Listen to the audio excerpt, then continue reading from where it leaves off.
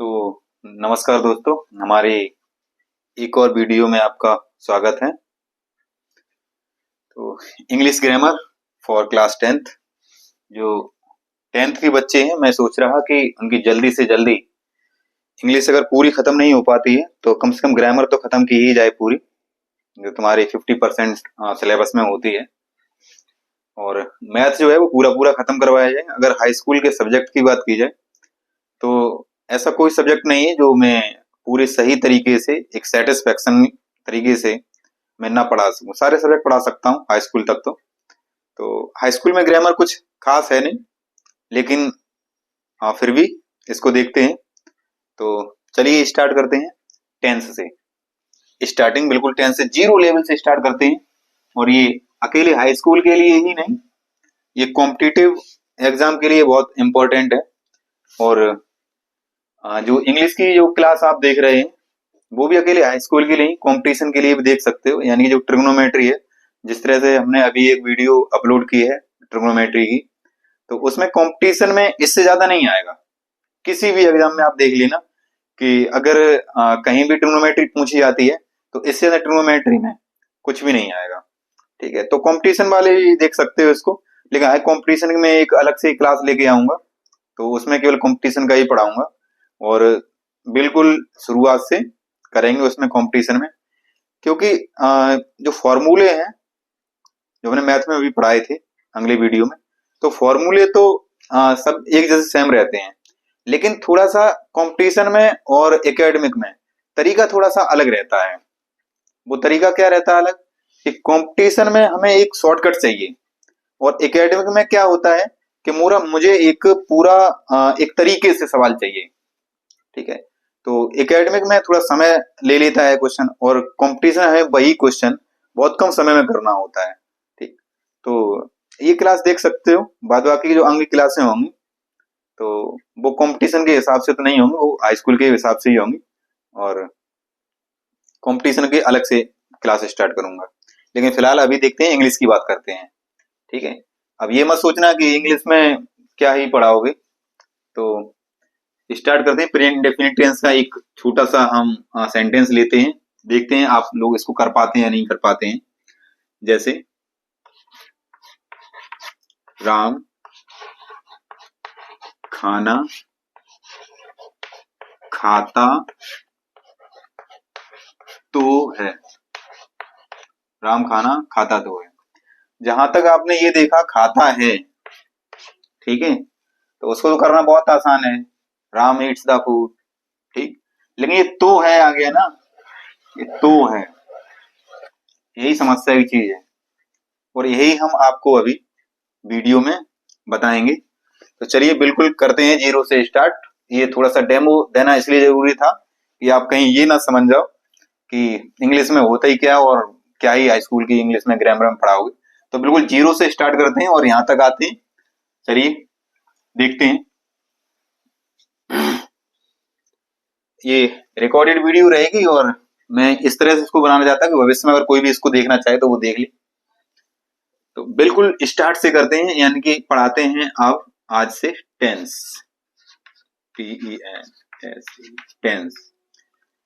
Tense यानी कि tense को हिंदी में क्या कहते हैं, काल। और काल मतलब समय।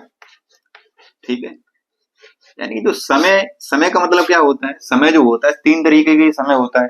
या तो समय निकल चुका होगा, या ये समय चल रहा है जो मैं पढ़ा रहा हूं, और ये कल का समय यानी कल भी पढ़ाऊंगा। ये कोई जरूर नहीं हो सकता कल नहीं भी पढ़ाऊं, क्योंकि दुनिया का कुछ पता नहीं है। तो टेंस काल समय, जो समय होता है वो तीन तरीके का होता है। ठीक, तो यहां से यानी कि टेंस मुख्यतः, टेंस मुख्यतः तीन प्रकार, तीन प्रकार के होते हैं। टेंस मुख्यतः तीन प्रकार के होते हैं। कौन कौन से? नंबर एक, प्रेजेंट, PRESENT, ये छोटी सी चीजें हैं और स्टार्ट कर रहे हैं, ये सबको आती होंगी मुझे पता है, इसलिए मैं थोड़ा सा स्पीड से लेके चल रहा हूँ इसको। प्रेजेंट टेंस, और जिनको नहीं पता है वो जान लें इसको। प्रेजेंट टेंस यानी कि इसको कहेंगे क्या, वर्तमान काल, ठीक है। और अगर हाई स्कूल के बच्चे अगर इसको पढ़ रहे हैं तो ये चीज तो आनी चाहिए आपको, थोड़ा सा स्पीड में लेके चलते हैं। प्रेजेंट टेंस यानी कि वर्तमान काल, और ये होता क्या है, इसका मतलब क्या होता है, जो समय चल रहा है, जो समय चल रहा है, ठीक है। ये कौन सा हो गया, वर्तमान काल हो गया। Number 2 past tense, past tense यानी कि क्या, भूत काल। इसका मतलब क्या होता है, जो समय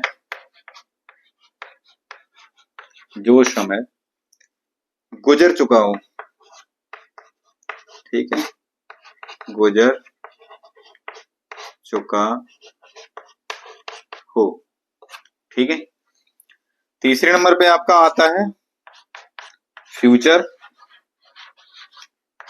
टेंस, ठीक।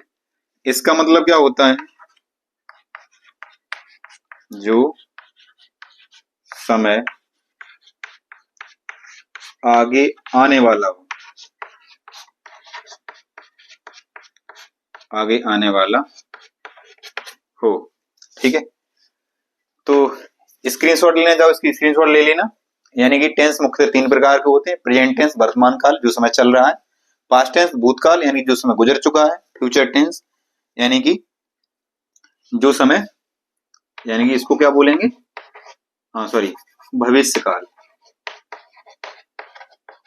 भविष्य काल, ठीक है, यानी कि जो समय आगे आने वाला है। चलिए अब स्टार्टिंग से देखते हैं प्रेजेंट टेंस को, ठीक। प्रेजेंट टेंस के कितने पार्ट्स होते हैं,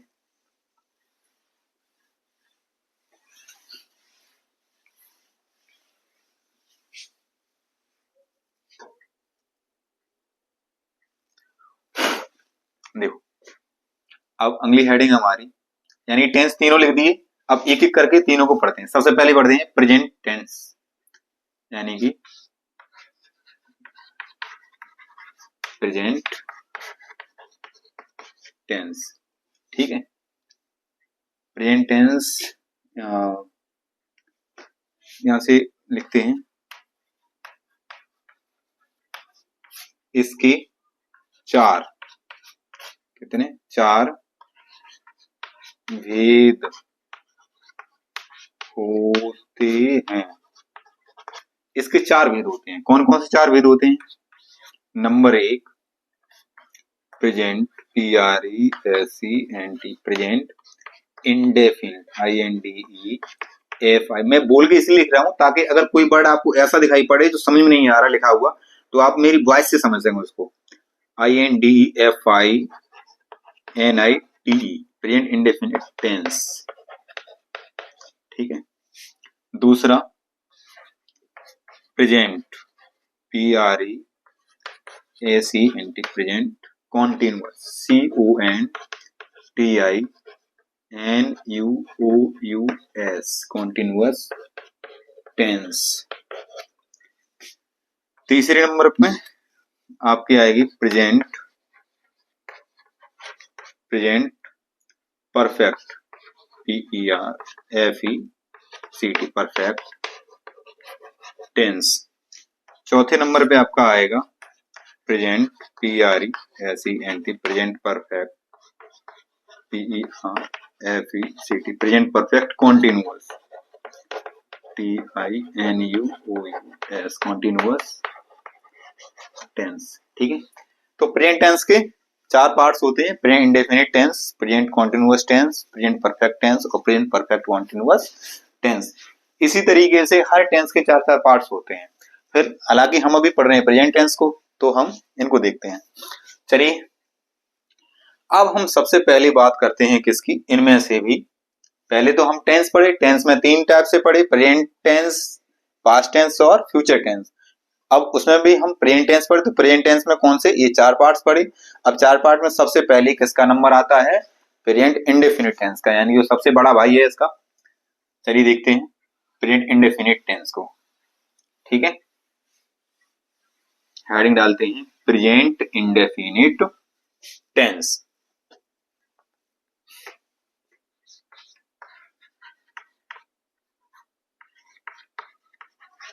प्रेजेंट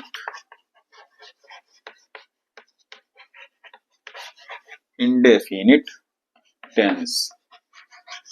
प्रेजेंट इंडेफिनिट टेंस, सबसे पहले हम किसी चीज को अगर पढ़ना चाह रहे, किसी के बारे में जानना चाह रहे, तो उसके बारे में हमें उसकी पहचान तो पता होनी चाहिए। ठीक है, कि कोई भी व्यक्ति अगर हम जानते हैं तो वो किस तरह का दिख रहा है, ठीक, भाषा में कैसा है, रंग रूप कैसा है, तो उसके में सबसे पहले उसकी पहचान पता होनी चाहिए। तो वैसे ही इस टेंस की हम जानते हैं पहचान।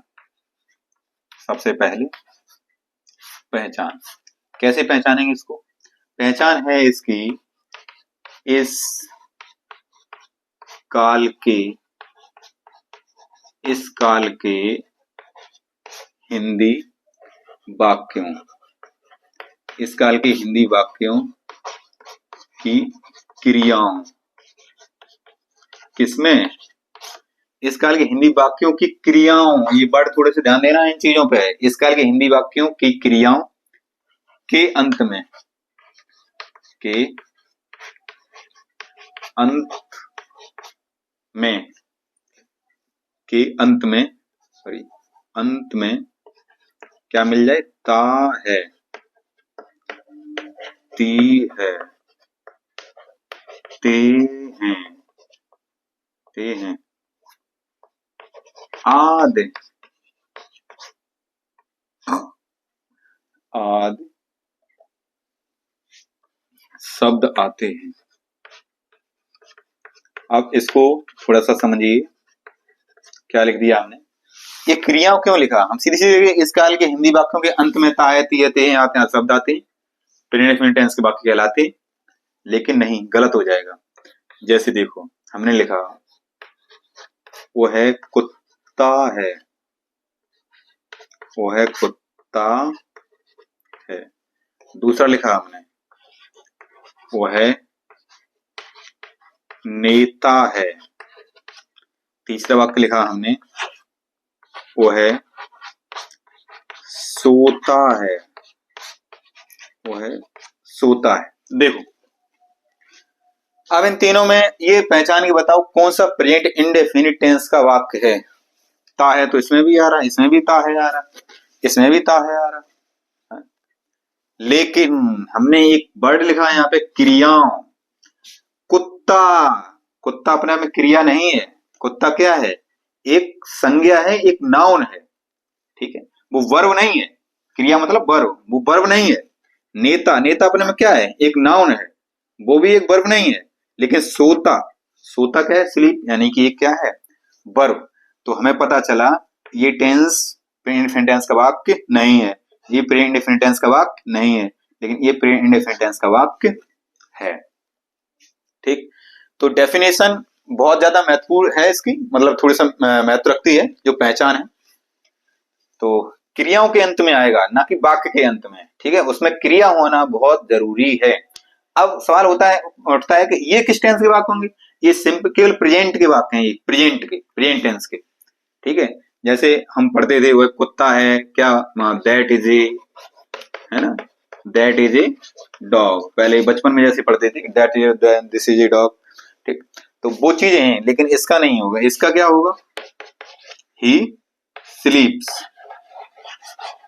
ठीक, अब यही थोड़े से जो डिफरेंसेस हैं वो आपको मेरे साथ देखने के लिए मिलेंगे। हालांकि आपने इससे पहले भी इंग्लिश को पढ़ा होगा, लेकिन अब पढ़ते हैं बिल्कुल डीप में। ठीक है, चलिए जानते हैं। तो इसके आगे देखते हैं। अब स्क्रीनशॉट ले लेना, चाहो तो वीडियो पॉज कर लेना, जो भी करना चाहो कर लेना, लेकिन पढ़ना जरूर। आगे देखते हैं। पहचान हो गई, पहचान के बाद में इसकी सहायक क्रियाएं, सहायक क्रियाएं। देखो क्रियाएं क्या होती हैं इसकी? एक वचनकर्ता के साथ, एक वचनकर्ता के साथ क्या लगाएंगे भैया? एक वचनकर्ता के साथ सॉरी डज, ठीक है, मैंने डोज लिख दिया था।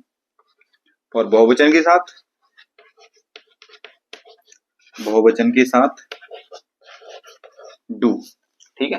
एक वचनकर्ता के साथ डज और बहुवचनकर्ता के साथ में डू का प्रयोग करेंगे, ठीक है। तो ये क्रियाएं हो गई। अब क्रियाओं के बाद में एक आता है कि कोई भी अगर टेंस है तो उसको हम बनाएंगे कैसे, उसका एक फॉर्मूला भी तो होना चाहिए, एक फॉर्मेट होना चाहिए कि ये चीज आएगी, इसके बाद में ये आएगा, इसके बाद में ये आएगा, ठीक है। तो उसका एक फॉर्मेट क्या होगा, यानी कि एक सूत्र क्या होगा। तो सबसे पहले हम साधारण वाक्य बनाने का सूत्र देखते हैं। जो वाक्य होते हैं जितने भी होते हैं, पहले साधारण वाक्य तो सीखो। तो देखते हैं साधारण वाक्य, साधारण वाक्य बनाने, साधारण वाक्य बनाने का सूत्र, साधारण वाक्य बनाने का सूत्र क्या रहेगा? साधारण वाक्य बनाने का सूत्र देखो, सबसे पहले आएगा कर्ता और फिर उसके बाद में मुख्य क्रिया, मुख्य क्रिया। मैं इंग्लिश पढ़ा जरूर रहा हूं लेकिन हिंदी मीडियम से इंग्लिश पढ़ा रहा हूं, ठीक है। कर्ता प्लस मुख्य क्रिया, और चाहो तो इंग्लिश में पढ़ा सकता हूं। कर्ता प्लस मुख्य क्रिया की प्रथम अवस्था, कौन सी अवस्था? प्रथम अवस्था। अभी आपको अवस्थाएं नहीं पता होंगी, 3 अवस्था होती हैं, ठीक है, first form, second form, third form. कर्ता प्लस मुख्य क्रिया की प्रथम अवस्था प्लस एस या ईएस प्लस कर्म और प्लस शेष, ठीक। तो इस तरह से ये एक फॉर्मेट रहेगा आपका साधारण वाक्य बनाने का। क्या फॉर्मेट रहेगा कि कर्ता प्लस मुख्य क्रिया की प्रथम अवस्था प्लस एस या ईएस प्लस कर्म और शेष। अब देखते हैं इसके बाद में, अब हमने ये तो चीज फॉर्मेट तो देख लिया, लेकिन हमको कर्ता ही पता नहीं करता क्या है, मुख्य क्रिया नहीं पता क्या है, प्रथम अवस्था नहीं पता क्या है, एस तथा ईएस किसमें जोड़ेंगे वो नहीं पता है, कर्म क्या होता है, शेष क्या होता है। तो उसके जो पार्ट्स हैं वो पार्ट्स तो जानने पड़ेंगे। तो चलिए एक एक पार्ट्स को जानते हैं कि कर्ता क्या होता है, मुख्य क्रिया क्या होती है, ठीक है। अगर आपको पता है तो अच्छी बात है, लेकिन नहीं पता है तो ये बिल्कुल जीरो से स्टार्ट हो रही है चीजें। तो चलिए जानते हैं कर्ता जानना, हेडिंग डाल लीजिए कर्ता जानना। देखो कैसे जानोगे कर्ता, कर्ता जानना, कर्ता कैसे जानोगे? दिए हुए वाक्य में, दिए हुए वाक्य में कौन, किसका? कौन, दिए वाक्य में कौन का प्रश्न, कौन का प्रश्न करने पर, कौन का प्रश्न करने पर जो उत्तर में आता है, जो उत्तर में आता है, आता है वही हमारा, वही हमारा कर्ता होता है, कर्ता होता है। जैसे देखो हमने एक वाक्य लिखा, राम घर जाता है, राम घर जाता है, ठीक है। तो हमने एक प्रश्न करेंगे, इसमें प्रश्न क्या करेंगे कि कौन घर जाता है, कौन घर जाता है। तो यहां से एक उत्तर निकल के आएगा, बताओ क्या आएगा उत्तर में। कौन घर जाता है, यहां से देख बताओ कौन घर जाता है, राम। उत्तर क्या निकल गई, राम। तो राम ही हमारा क्या हो गया, कर्ता। कर्ता जानना जान गई कि दिए हुए वाक्य में कौन का प्रश्न करने पर, दिए हुए वाक्य में कौन का प्रश्न करने पर जो उत्तर में आएगा भाई हमारा क्या होगा, कर्ता होगा। ठीक है। तो पहले इस वाक्य में क्या निकल के आ गया, राम निकल के आ गया। अब कर्ता के बाद में जानते हैं मुख्य क्रिया। ठीक है, वाक्य यही लिखा लेने रहने देते हैं।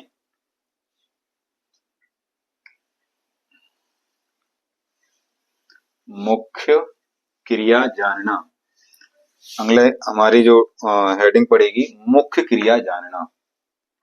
देखो मुख्य क्रिया जानना, मुख्य क्रिया जानना, मुख्य कैसे जानेंगे देखते हैं। देखो दिए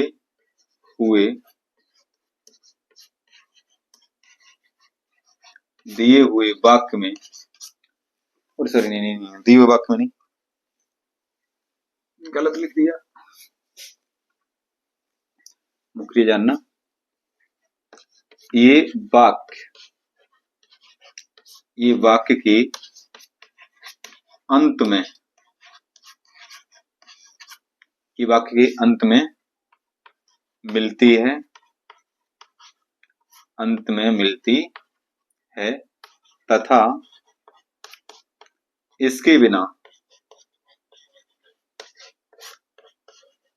तथा इसके बिना वाक्य का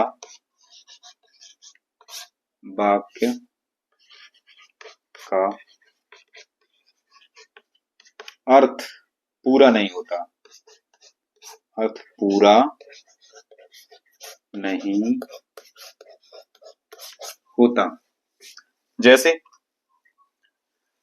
जैसे हम लिखा हमने राम घर जाता है, हमने क्या लिखा है, ये वाक्य अंत में मिलती है, पहले तो अंत आ गया। दूसरी एलिजिबिलिटी क्या है इसकी, तथा इसके बिना वाक्य अर्थ पूरा नहीं होता है। हम खूब कहते रहे राम घर, तो क्या है राम घर, कोई सेंस है, कोई कंप्लीट हो रहा सेंस नहीं हो रहा। जब तक हम ये नहीं कहेंगे राम घर जाता है, तब तक वाक्य का सेंस कंप्लीट नहीं होगा। तब जाता हमारी क्या हो गई, क्रिया, यानी कि मुख्य क्रिया। ठीक है, मेन वर्ब। तो मुख्य क्रिया जानना जान गई। ठीक है, अगली जो हेडिंग है आपकी वो रहेगी कर्म जानना। ठीक है ना, कर्म जानना। ठीक है, अच्छा ऐसा जरूरी नहीं है कि हर टेंस में कर्म दिया ही हो। ठीक है, तो ये जरूरी नहीं है कि हर टेंस में कर्म दिया हो, लेकिन कर्म जानते हैं क्योंकि ये तीन ही चीजें इंपॉर्टेंट होती हैं किसी भी सेंटेंस को कंप्लीट करने के लिए, कर्ता, क्रिया और कर्म। ठीक है, यानी कर्ता जो करने वाला है, क्रिया जो एक्शन जिस तरह से कर रहा है, और कर्म यानी कि उसने क्या किया। ठीक है, तो कर्म क्या है, दिए हुए वाक्य में, दिए हुए वाक्य में भैया चौक खत्म होने वाली है। दिए हुए वाक्य में क्या किसे किसको, क्या किसे किसको का प्रश्न करने पर जो उत्तर में आता है, ठीक है ना, जो उत्तर में आता है वही हमारा कर्म होता है। ठीक है, वही हमारा कर्म होता है। दिए वाक्य में क्या किसे किसको का प्रश्न करने पर जो उत्तर में आता है वही हमारा कर्म होता है। देखते हैं, जैसे हमने लिख दिया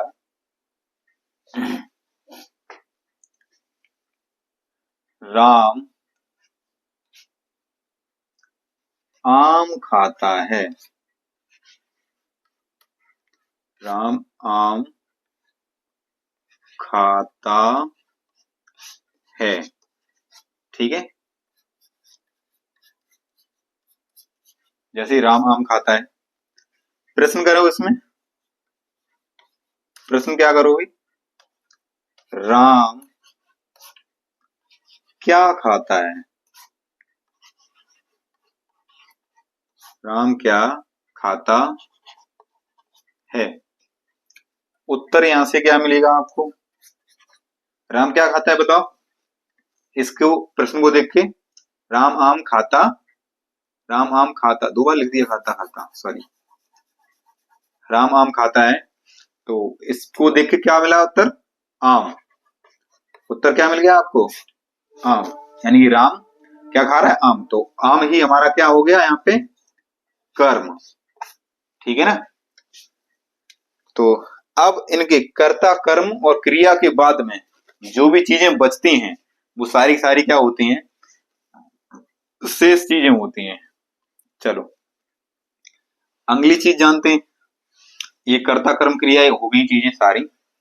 उसके बाद में जानते हैं हम एक चीज और थी कि मुख्य क्रिया में एस अथवा ईएस, ये चीज क्या थी? तो हेडिंग डाल लो कि मुख्य क्रिया, मुख्य क्रिया में एस या ईएस लगाने या जोड़ने, जोड़ने के नियम। देखते हैं क्या नियम है। एस वाई एस कब एस जोड़ेंगे, कब ईएस जोड़ेंगे?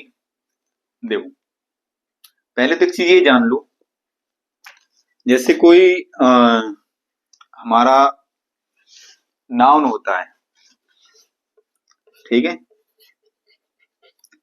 नाउन में अगर सिंगुलर है, नाउन कैसा है? सिंगुलर है, और हमने किया है इसमें एस या ईएस जोड़ी, कुछ भी जोड़ा, तो हमें इधर क्या मिलेगा? प्लूरल। ठीक है, अच्छा, ये हमें मिलेगा प्लूरल। कोई नाउन में, नाउन सिंगुलर होता है, इसमें ऐसा ही जोड़ेंगे तो क्या मिलेगा हमें? प्लूरल। ऐसे वर्ब यानी कि क्रिया, क्रिया होती है हमेशा प्लूरल। क्रिया क्या होती है? हमेशा प्लूरल। ठीक है, और प्लूरल में हम एस या ईएस जोड़ें, एस या ईएस जोड़ेंगे तो हमें क्या मिलेगी जाके? हमेशा वो सिंगुलर। ठीक है, यानी एक चीज यहां से कंप्लीट हो गई कि नाउन होता है सिंगुलर, अगर उसमें एस या ईएस जोड़ेंगे तो हो जाएगा प्लूरल, और वर्ब होगी प्लूरल, वर्ब प्लूरल होती ही है, तो उसमें एस या ईएस जोड़ेंगे तो क्या हो जाएगी? सिंगुलर। तो हम इसमें जो फॉर्मूला लिखवाया था उसमें एस वाई एस जोड़ने की बात क्यों कर रहे थे?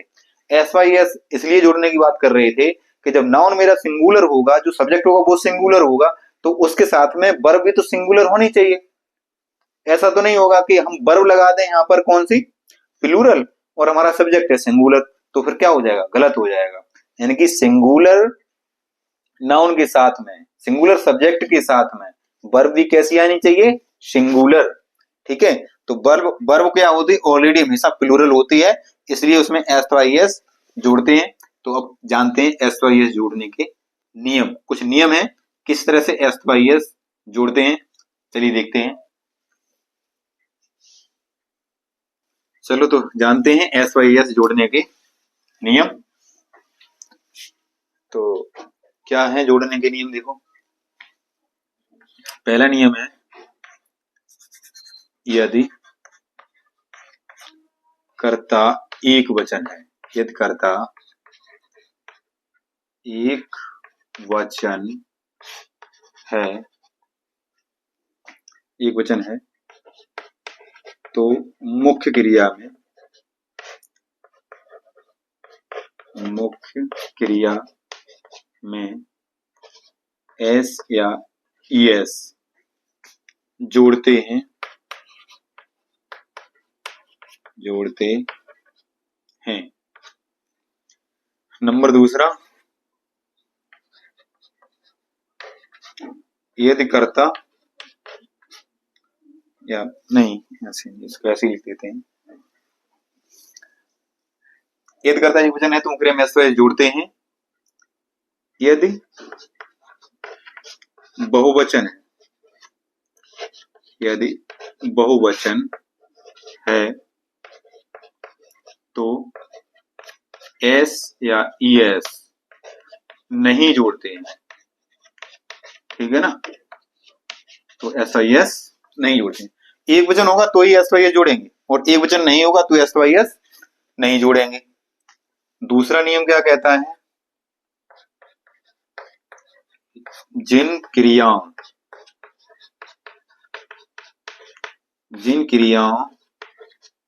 के अंत में, जिन क्रियाओं के अंत में ओ आ जाए, एक्स आ जाए, जेड आ जाए, सी एच आ जाए, एस आ जाए, डबल एस आ जाए, डबल एस आए तो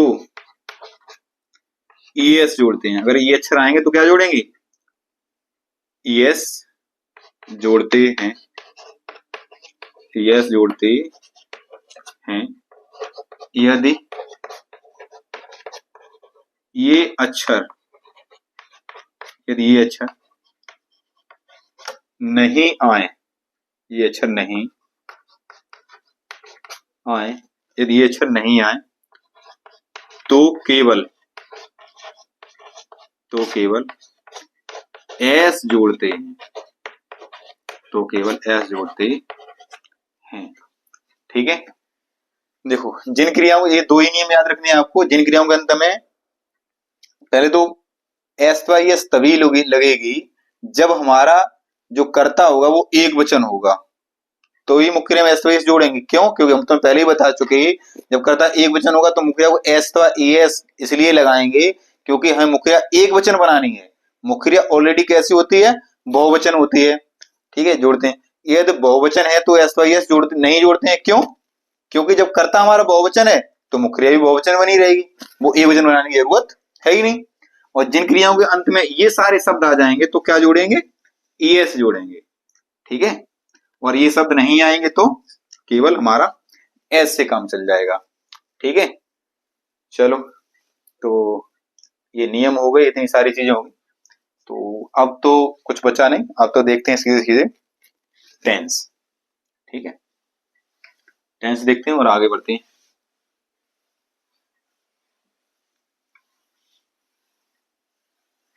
साधारण वाक्य बनाने का सूत्र जो था वो भी देख लिया था। जैसे अब वाक्य है हमारा, राम घर जाता है। बिल्कुल सिंपल से स्टार्टिंग करेंगे, फिर थोड़ी से ऊपर लेवल तक जाएंगे। राम घर जाता है तो क्या बन जाएगा, ये सबसे पहले हमने क्या बताया था, सूत्र क्या था, यानी कि कर्ता, कर्ता क्या है यहाँ पे, राम। कौन घर जाता है, राम। अब इसमें सक्रिया डू और डज का प्रयोग करेंगे नहीं, क्योंकि हमने साधारण सूत्र बताया था, साधारण वाक्य बनाने का सूत्र बताया था, उसमें हमने क्या लिखा था, कर्ता प्लस मुख्य क्रिया। मुख्य क्रिया क्या है यहाँ पे, जाता। जाता क्या हो जाएगा, गो। अब कर्ता एक वचन है या बहुवचन, एक वचन है। हमने नियम लिखवाया था एस वाई एस का, जब एक वचन हो तो मुख्य एस वाई एस लगाएंगे। क्यों, क्योंकि ये बहुवचन है अपने आप में और ये है एक वचन, तो एक वचन और बहुवचन का कोई साथ नहीं, एक जैसे होने चाहिए, ठीक है ना। जिस तरह से एक लड़का काला हो और लड़की हो गोरी, तो इनका कोई मेल है नहीं है, दोनों को एक जैसा करो, ठीक है ना। तो शादी नहीं हो सकती, भाई इनकी शादी करवाओ, लेकिन हमारी हो गई अलग बात है। तो राम, अब यहाँ पे एस जोड़ेंगे या ईएस जोड़ेंगे, ये तो कंफर्म हो गया कि एस जोड़ना है या कुछ तो जोड़ना है। क्या जोड़ेंगे, अभी हमने बताया जिन क्रियाओं में तुम O X Z C H S double S आ जाए तो उनमें ईएस जोड़ते हैं। ओ आ गया लास्ट में तो ईएस जोड़ दो। राम गोज, और कहा जाता है, घर। Ram goes to house. अच्छा, एक चीज ध्यान दो, अगर यहाँ पे घर आ गया, अगर हम पे होम करते तो होम के साथ में टू नहीं लगता है। ठीक है, कुछ प्रीपोजिशंस ऐसे होते हैं जो उस सब्जेक्ट को उस वर्ड को अवॉइड करते हैं, उसके साथ में नहीं लग सकते हैं। ठीक है, तो यहाँ पे क्या हो गया, राम गोज टू हाउस। ठीक, तो ये एक साधारण वाक्य हो गया। अब इसके बाद में, क्योंकि इतना समय नहीं है कि एक टेंस को हम एक दिन में खत्म करें, ठीक है, थोड़ा जल्दी से चलते हैं, फास्ट फास्ट चलते हैं, और इसमें इसके की पॉइंट्स देख लेते हैं कि इसमें सबसे महत्वपूर्ण चीज और क्या थी। ठीक है ना, तो ये साधारण वाक्य हो गया। अब इसके बाद में जैसे हमने ये लिख दिया, राम घर नहीं जाता है, ठीक, नहीं जाता है।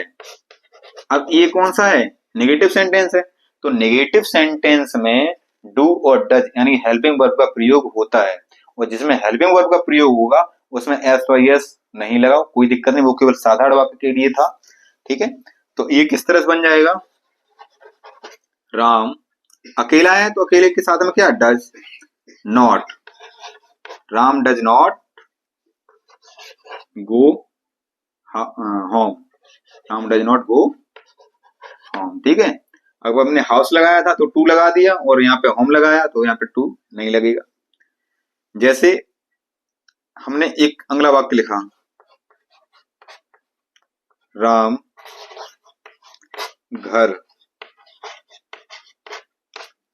कभी नहीं जाता है, राम घर कभी नहीं जाता है। अब इस चीज को थोड़ा सा समझो, नहीं जाता था तो नेगेटिव सेंटेंस था, और कभी नहीं जाता है तो ये नेगेटिव नहीं रहा, ये साधारण वाक्य बन गया। कैसे साधारण वाक्य बन गया, बस इसीलिए यही जो चीजें हैं वो पढ़ाना चाहता हूँ। बाद बाकी जो चीजें थी वो सारी चीजें कहीं ना कहीं आपने पढ़ी होंगी, लेकिन हाँ पढ़ी तो ये भी होगी, लेकिन मैं थोड़ा सा इन पे आपको ध्यान कर रहा हूं अग्रसर। राम घर कभी नहीं जाता है तो क्या हो गया, राम, अच्छा कभी नहीं वाले सेंटेंस हैं वो साधारण तरीके से बनेंगे, कैसे, राम कभी नहीं क्या होती, नेवर। ठीक है, राम नेवर, और जाता की गो। हमने बताया कभी नहीं वाले वाक्य साधारण तरीके से बनेंगे, यानी इसमें भी यस जुड़ेगा, बिल्कुल। राम नेवर गोज और टू हाउस। ठीक है, तो इस तरह से आपका वाक्य बनेगा जाके। तो ये दो टाइप्स के हमने वाक्य बता दिए आपको। ठीक है, आगे देखते हैं। अभी मैं चाहता हूं कि ये जो प्रेजेंट इंडेफिनिट टेंस वाक्य है ये आज खत्म किया जाए, उसके बाद में कल आगे देखा जाए चीजें। कभी नहीं वाले हो गए, नहीं हो गए, और साधारण हो गए। आगे हमने लिखा, जैसे मान लो, क्या राम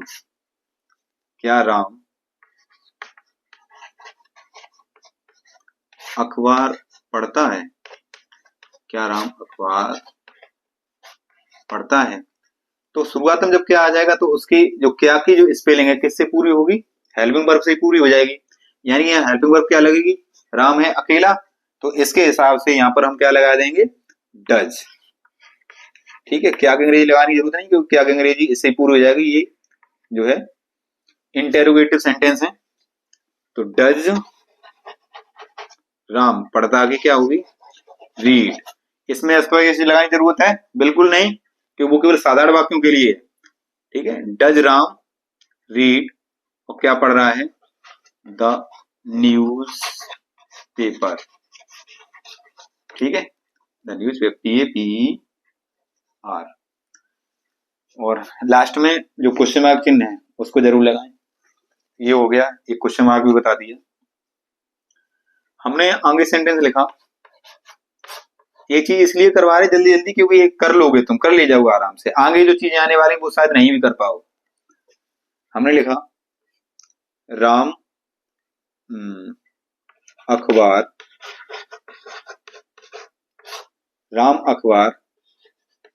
क्यों पढ़ता है, राम अखबार क्यों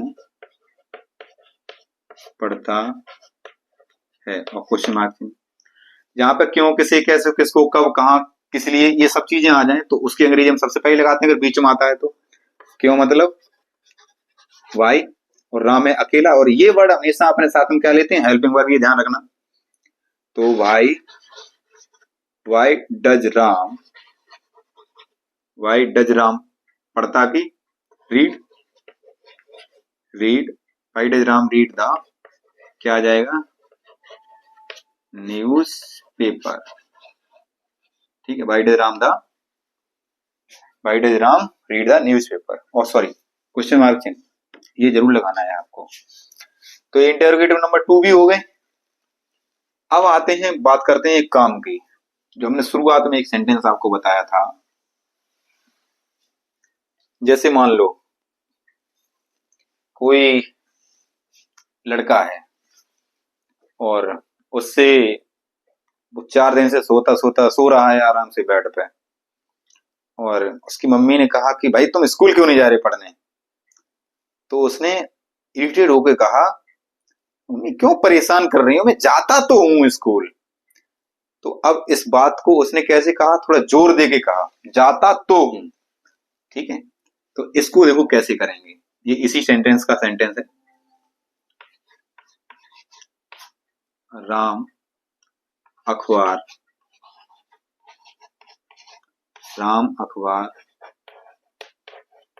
पढ़ता तो है। देखो ये एक साधारण सेंटेंस है, प्रेजेंट इंडेफिनिट टेंस का है। आप किसी से ये पूछो कि प्रेजेंट इंडेफिनिट टेंस के साधारण वाक्य में भी क्या हेल्पिंग वर्ब लगती है, बिल्कुल लगती है, वैसे नहीं लगती है। लेकिन जब बात को एम्फेसाइज किया जाए, जोर डाला जाए बात पर, तो प्रेजेंट इंडेफिनिट के साधारण वाक्य में भी सहायक क्रिया यानी हेल्पिंग वर्ब लगती है। किस तरह से, देखो इसकी इंग्लिश क्या होगी, Ram does read the newspaper. ठीक है ना, तो ये इस तरह से इसको करेंगे। अगर यहाँ बहुवचन होता तो क्या आ जाता, डू आ जाता। ये क्या है, एक साधारण वाक्य है, और साधारण वाक्य में भी क्या लग गई, हेल्पिंग वर्ब लग गई। तो प्रेजेंट इंडेफिनिट जो साधारण वाक्य हैं उनमें भी हेल्पिंग वर्ब लग जाती है। कहां पर, जब बात पर जोर डाला जाए, जब बात को एम्फेसाइज किया जाए। ठीक है, चलिए अब आगे बढ़ते हैं। प्रेजेंट इंडेफिनिट लगभग हमने थोड़े से जल्दी एक एक सेंटेंस बताया कि इंटेरोगेटिव का, इंटेरोगेटिव नंबर 2 का। ठीक है, एक एक सेंटेंस बताया बस केवल, और ये भी एक ही बताया। मुझे पता है कि आप कर ले जाओगे चीजों को, और नहीं करते हो अगर यही करवाना है चीजें। ठीक है, मैं सबका एक एक एग्जांपल दे दे रहा हूं तो आसानी से कर सकते हो। अब देखते हैं आगे कि इसी सेंटेंस में क्या इतने ही आसान क्वेश्चन आ सकते हैं, नहीं। प्रेजेंट इंडेफिनिट में और भी टाइप्स के आ सकते हैं, लेकिन ये जो हम पढ़ाने जा रहे हैं ये तुम्हारा प्रेजेंट इंडेफिनिट लास्ट टाइप है, और इससे आगे फिर बिल्कुल खत्म। ये मान लो जीरो से जहां चीज स्टार्ट की थी, अब आप बिल्कुल पीक पे पहुंचने वाले हो। प्रेजेंट इंडेफिनिट टेंस की बिल्कुल टेंशन खत्म। क्या और आ सकता है, देखो ये है काला लड़का। ठीक है, ये है काला लड़का, अ, बहुत शोर मचाता है, या कुछ भी लिख दो, बहुत शोर मचाता है, या केवल अभी इस बहुत को छोड़ो, नहीं तो तुम कंफ्यूज हो जाओगे कि कहां पे इसको लगाएं। यह काला लड़का शोर मचाता है।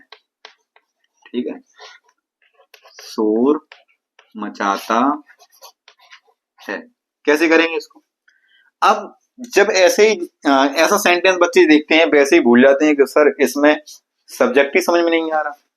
सब्जेक्ट क्या है, जो हमने शुरुआत में डेफिनेशन बताई थी वही डेफिनेशन इसमें अप्लाई करो कि दिए हुए वाक्य में कौन का प्रश्न करने पर जो उत्तर में वही हमारा कर्ता होता है।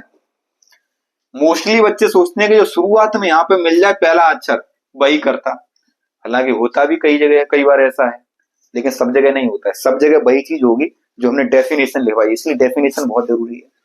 क्या, यह काला लड़का शोर मचाता है, प्रश्न करो कौन शोर मचाता है, तो कौन उत्तर में क्या निकल के आएगा, यह काला लड़का। ठीक है, यह काला लड़का। तो अब हमारा जो सब्जेक्ट है वो क्या है, यह काला लड़का, यानी कि क्या हो गया, दिस ब्लैक बॉय, ठीक है, दिस ब्लैक बॉय। अब शोर मचाना क्या होती है? मेक, मेक ए नॉइस होती है पूरी, मेक ए नॉइस। लेकिन जो एस वाई एस जुड़ेगी वो इसी में शोर मचाने की पूरी होती है, मेक ए नॉइस। तो ये बताओ, काला लगा अकेले ही है ना, तो क्या हो जाएगा? Makes a noise, makes a noise, ठीक है। तो ये जो है तुम्हारा ये प्रेजेंट इंडेफिनिट टेंस जो है बिल्कुल खत्म होता है। जितने भी हमने सेंटेंस बताए हैं, एक एक सेंटेंस बताया है, एक एक सेंटेंस पे आप आगे प्रैक्टिस करिए, बहुत आसानी से हो जाएंगे। अगर नहीं भी कोई टेंस ऐसा लगता है कि नहीं जी हमसे नहीं हो रहा है, तो हमारे नंबर पर व्हाट्सएप करिएगा। हमारा जो व्हाट्सएप नंबर है इस पर, हमारे व्हाट्सएप नंबर पर अपनी समस्या लिख के भेजो, या इसी वीडियो पे कमेंट में अपनी समस्या को भेजो, ठीक है। तो मैं लाइव सेशन में भी आता हूँ, तो उसमें आप जान सकते हैं अपनी समस्या को, ठीक है। तो चलिए आज के लिए इतना ही, थैंक यू सो मच। अगर आपने ये वीडियो देख ली है तो बहुत बहुत धन्यवाद आपका। आगे इसी तरह से लगे रहिए, मैं इंग्लिश का भी पूरा जो सिलेबस है खत्म करवाऊंगा। अगर आप किसी भी टीचर से आप अभी तक नहीं पढ़े तो बिल्कुल टेंशन लेने की जरूरत नहीं है, हम हैं तो कोई दिक्कत नहीं है। Thank you so much.